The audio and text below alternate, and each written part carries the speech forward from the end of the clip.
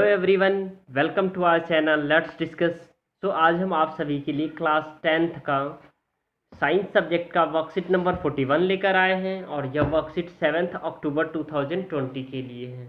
तो आपका carbon and its compound जो चैप्टर चल रहा था वही आज भी कंटिन्यू हो रहा है, तो लेट्स डिस्कस। तो फ्रेंड्स, अगर आप हमारे चैनल पे न्यू हैं तो हमारे चैनल को लाइक कीजिए, शेयर कीजिए, सब्सक्राइब कीजिए। ओके फ्रेंड्स, तो आइए स्टार्ट करते हैं। जैसे कार्बन एंड इट्स कंपाउंड, हमने कार्बन के जो एलोट्रॉप्स वगैरह पढ़े थे। एलोट्रॉप्स क्या होता है आपको पता है ना कार्बन के? जैसे आपने ग्रेफाइट पढ़ा था, ठीक है, ग्रेफाइट डायमंड पढ़ा था, फिर बकमुनिस्टर फुलेरिन पढ़ा था, राइट। तो we have studied till now the carbon atoms can be link together from the chain of the varying to length. These the chain can be branches also. In addition, hydrogen atom or other atom on these carbon chain can be replaced by any of the functions group, right? तो ये जो carbon atom है किसी functional group के through इसे replace भी किया जा सकता है। कैसे? The presence of functional group such as the alcohol decide the properties of the carbon compound. Alcohol जो है ना कार्बन कंपाउंड के प्रॉपर्टीज को क्या करता है? डिसाइड करता है, ठीक है। तो ये क्या है? मिथाइल अल्कोहल, इथाइल अल्कोहल, ठीक है।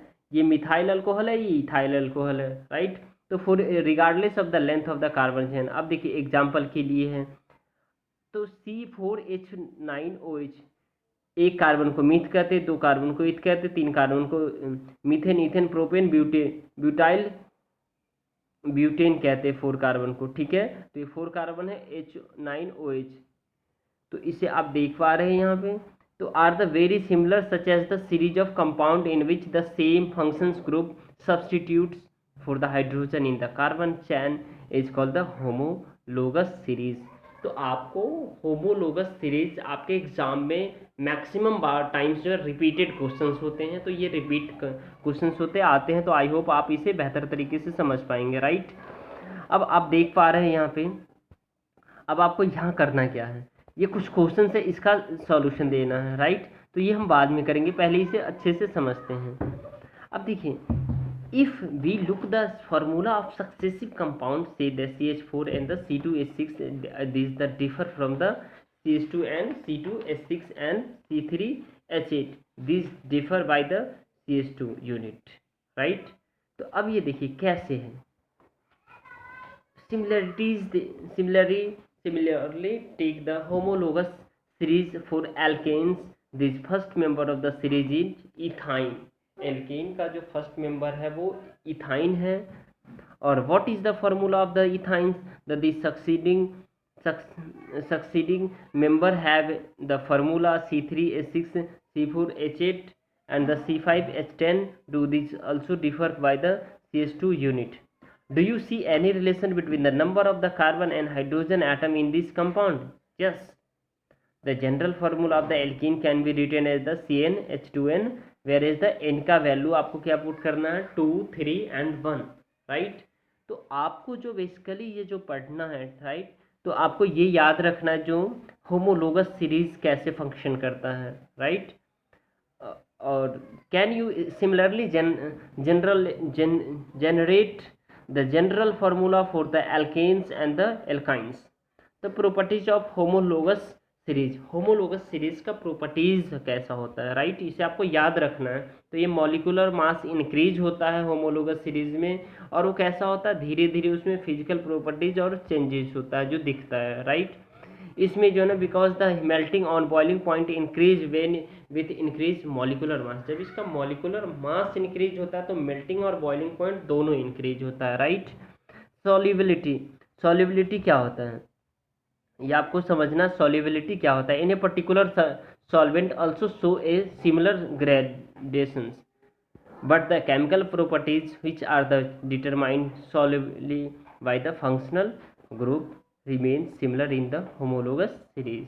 Okay friends, अब हम इसे देखते हैं। देखिए, the name of the compounds is a homologous series are the based on the name of the basic carbon chain modified by a prefix phrase before or suffix phrase after increase the nature of the functional group. तो यहाँ alcohol देखिए, alcohol क्या होता है, methyl alcohol, ethyl alcohol, propanol और and butanol, ठीक है। Aldehyde में methanol, ethanol, propanol and butanol. Carboxylic acid में methanoic acid, ethanoic acid, propanoic acid and butanoic acid होता है। तो आइए इससे क्वेश्चंस जो दे रखा है इसे एक एक करके बेहतर तरीके से डिस्कस करते हैं। इसमें जो आपको पहला क्वेश्चन है, ठीक है, ये ट्राई टू आंसर यहाँ देखिए, आपको ये क्वेश्चन है, इसको आपको समझना है। देखिए ये क्वेश्चन रहा, what is the difference between the next pair propane C3H8 and the butane C4H10, right, इसका डिफरेंस क्या है। तो आइए इसे देखते हैं। देखिए यहाँ आप देख पा रहे हैं बहुत अच्छे, ये आपका वर्कशीट नंबर 41 है 7 तारीख के लिए। The difference between the propane C3H8 and the butane C4H10 is CH2 का डिफरेंस है, कितना का, CH2 का डिफरेंस है। तो ये आपका पहला का आंसर हो गया। अब आपको क्वेश्चन नंबर सेकेंड देखते हैं। आइए देखिए क्वेश्चन नंबर इसमें सेकेंड है, so can you find out the difference in molecular mass between these pair? The atomic mass of the carbon is 12 unit and the atomic mass of the hydrogen is 1 unit, मतलब AMU यानी atomic mass per unit होता है, right. तो इसका solution हम देखते हैं। देखिए तो यहाँ क्या है, molecular formula, molecular mass of the C4H10 is the 12। तो इसको कैसे करना, कार्बन का जो एटॉमिक मास होता है कितना होता है, 12 होता है। तो C4 है यानी कार्बन 4 है, तो ये 12 को आपको 4 से मल्टीप्लाई करना पड़ेगा, प्लस हाइड्रोजन का एटॉमिक मास 1 होता है, तो 1 × 10 यानी 10 हाइड्रोजन है, तो 1 को 10 से मल्टीप्लाई करेंगे तो 12 को 4 से तो 48 हो जाएगा, और 10 को 1 से तो 10 हो जाएगा। तो ये टोटल कितना हो गया, ये 58 यू हो गया, यू, ये क्या है आप देख पा रहे हैं, ये क्या है, यू है, ये यू है, यू, ठीक है। या फिर इसे आप ऐसे भी लिख सकते हैं, अगर यू की जगह आप AMU atomic mass per unit या यू, ठीक है।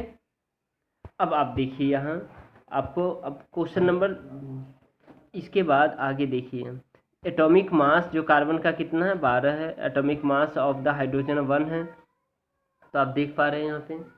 तो molecular mass of the C3H8 is कितने, ये इसका जैसे कार्बन का यहाँ कितना है मॉलिक्यूलर मास C3H8, तो कार्बन का जो एटॉमिक मास होता है 12 होता है, तो इसको 3 से मल्टीप्लाई करना, और हाइड्रोजन को 1 को 8 से करना है, तो 12 3 जा 36 होता है, प्लस 8 तो 44 यू हो गया, राइट, आपको दिख रहा है।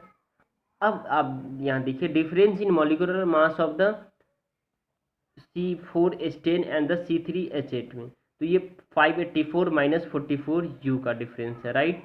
तो ये आपका प्रॉपर आंसर हो गया। अब हम क्वेश्चन नंबर यहाँ आते हैं। देखिए ये जो क्वेश्चन है इसका सॉल्यूशन आप देखते हैं। डिफाइन ए होमोलोगस सीरीज, आपको होमोलोगस सीरीज को डिफाइन करना है।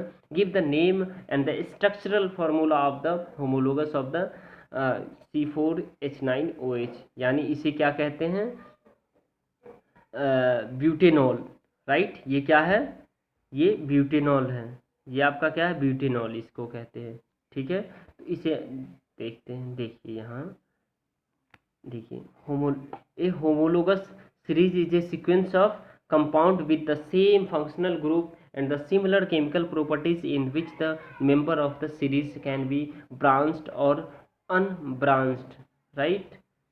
अब इसको एज इट इज आपको उतार लेना और इसे आपको याद कर लेना, ठीक है।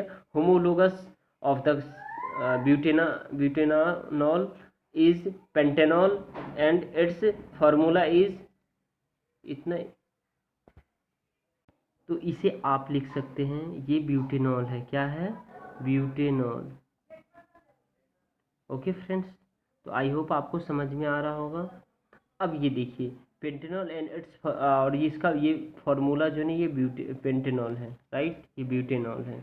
अब देखिए structural form of the pentanol, जैसे पेंटेनॉल मीन्स क्या होता है, 5 होता है, तो आप 5 कार्बन 1 2 3 4 5 आपने ले रखा है, तो देखिए इसमें सबका स्ट्रक्चरल फार्मूला ऐसे ये OH है, ठीक है।